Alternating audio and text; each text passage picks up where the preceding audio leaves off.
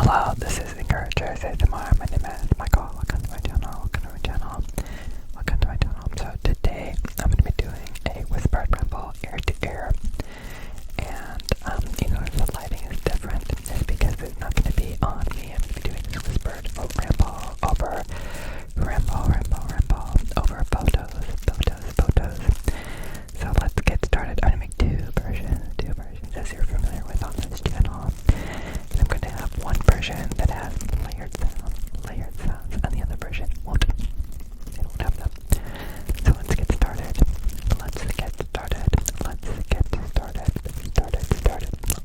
Photos. I'm going to show you the photos. I'm not going to just describe them while the camera is on me. That would be quite a bummer. Quite a bummer. I can repeat that word. Bummer. We did not want to have that. We didn't want any bummers. Let's get started.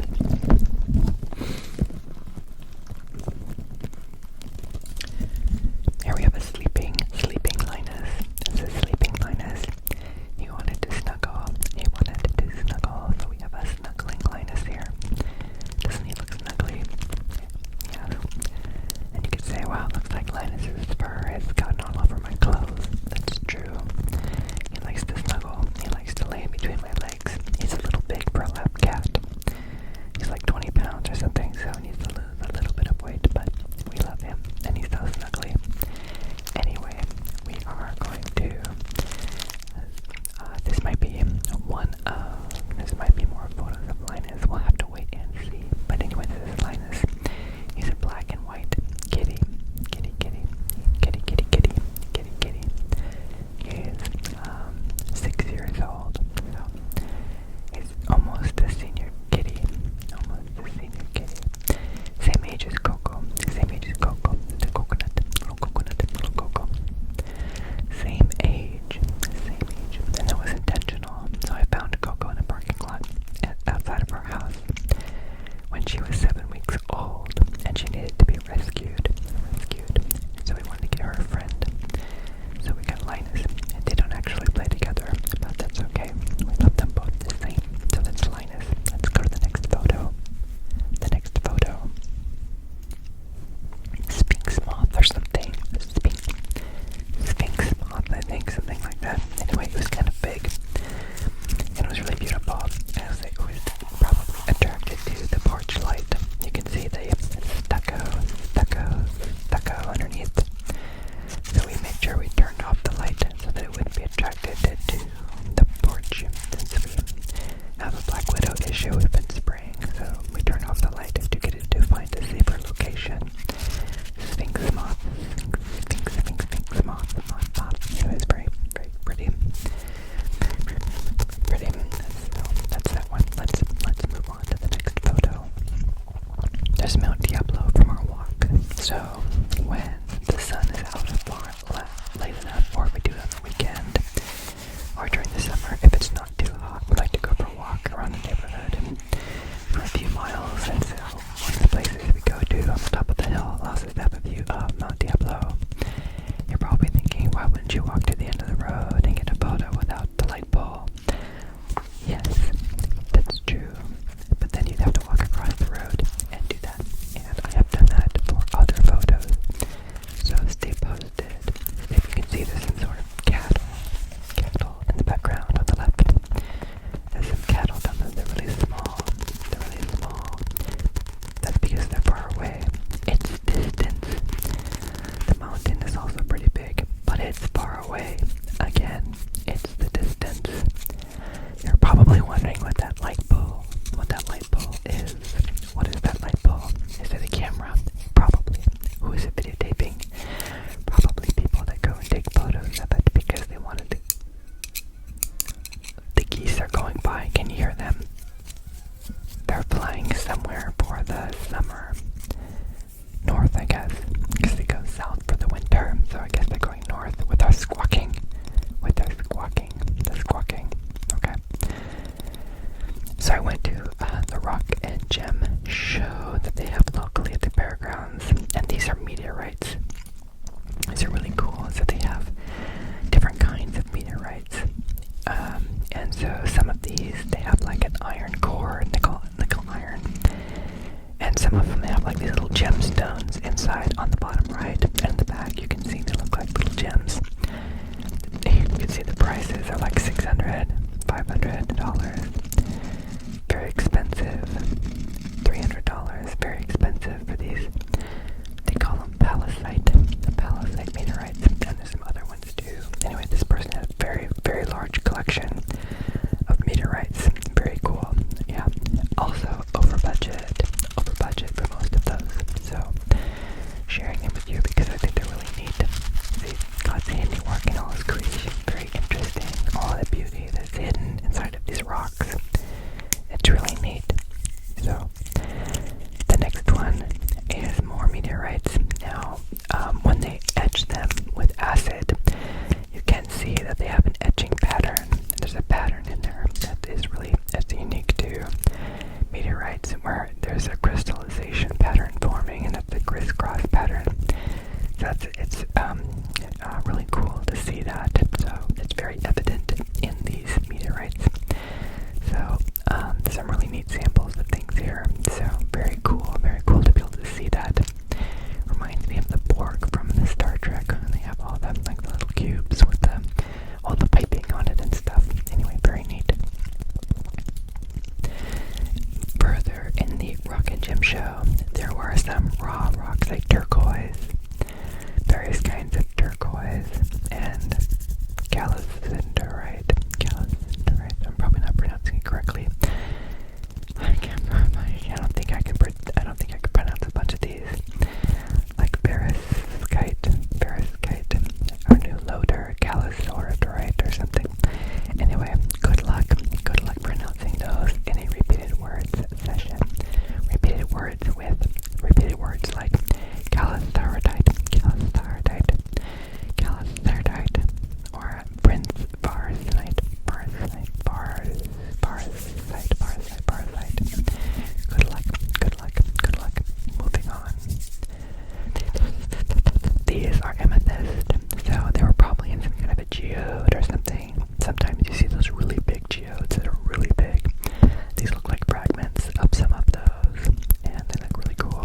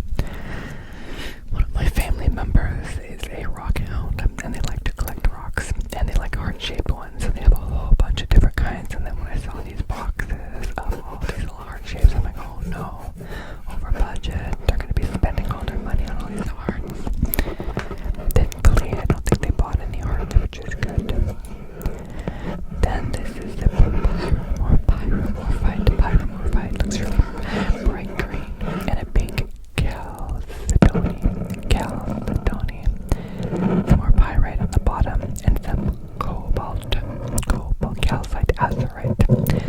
I love seeing all the crystal formations that looks kind of like kryptonite on the bottom. On the bottom right, looks kind of cool. Very exciting. It doesn't glow in the dark though. It might glow under black light. I don't know. I'm not a geologist. It's possible. Who knows? Like if I looked at a blue light, black light, I could find out. I know some rocks fluoresce under the lights. I was into checking when they blew the black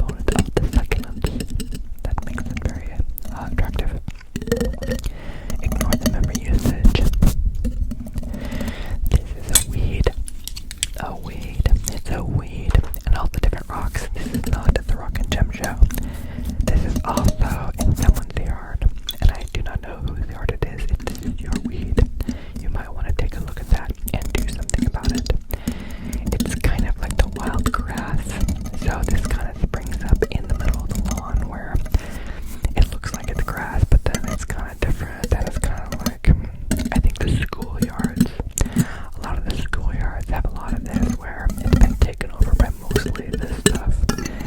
It's not as attractive because it gets all spindly. It's not very consistent, and it gets tall, and parts of it are hard, and it's just not the same. Anyway, it's weird. I was looking at the leaf on the bottom left, and I was like, it looks like a winery cork label, and I'm like, is that a cork? I think it's just the etching of bugs or something, or the veining of the leaf that makes it look like a cork. You're like, what are you talking about, Michael? What are you talking about? On the bottom left, above the shadow, there's a small leaf that looks like it's a label for a winery or something, but it is not. I think it's natural. Let's move on. You're like, actually, Michael, before you move on, can you tell me about the different rocks in this photo? Which ones are rose quartz?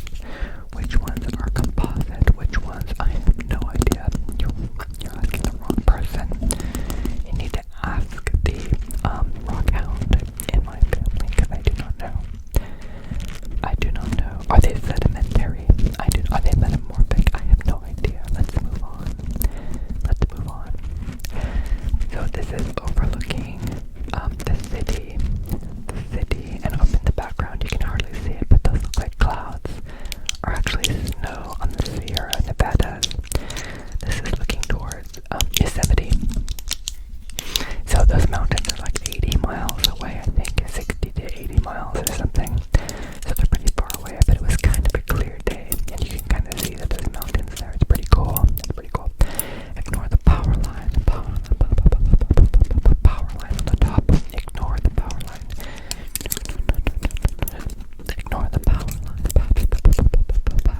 They make a buzzing sound when you walk. It's a high voltage kind. Thankfully, most of the power lines are underground, which is nice around here, but the big ones, like on the left and on the top, are high voltage ones that run through the city and go somewhere else. Look at all the solar panels. It gets so hot here during the summer. Running the air conditioning in the homes probably don't have a whole lot of insulation, so it can get ridiculously expensive to run electricity for AC. So solar panels are a must. So this is some kind of lavender or something purple. It's kind of green and purple. It's really pretty. Not my plant, but it is my shadow. So that's me down there. You can see I have hands. And what looks like my head has been replaced by a disc. That's my hat. I try to protect myself from the sun because I will burn to a crisp instantly. Anyway, let's move on. I just think it's really pretty. We know that the bees pollinators like these kind of plants, and they tend to be very good with California drought. So California drought resistant plants are very popular. If you notice all the succulents and other things, there tend to be a lot of those types of yards here because water is expensive and they get rationing and stuff because California doesn't get a lot of rain here. In the Bay Area, in the San Francisco Bay Area, not a lot of rain, although we did have some rain recently. In fact, it was coming down so hard I was trying to drive to go. We were visiting our old church out in the San Jose area, and there was so much rain it was hard to see for part of it. Thankfully, it was just a burst, and it wasn't the entire trip, but it was raining most of the trip. Was not expecting that. We had a pretty warm day this week, so I was hoping the weather was going to be starting to change. Always grateful for the rain, but not when driving. It's difficult. This is a brush plant. I like these. We had them in my growing up in Fremont. We had blush plants, so it reminds me of my childhood. They're very messy, apparently. My mom did not like them because of the mess that they made, but I like them because of the nostalgia, just like beets. I like to eat canned beets because it reminds me when I had them as a child, but otherwise I'm not a huge beet fan. I don't just go out and buy beets because I want to eat beets. It's nostalgia, just like this plant. So this is what it looks like when you walk across the street and make it effort to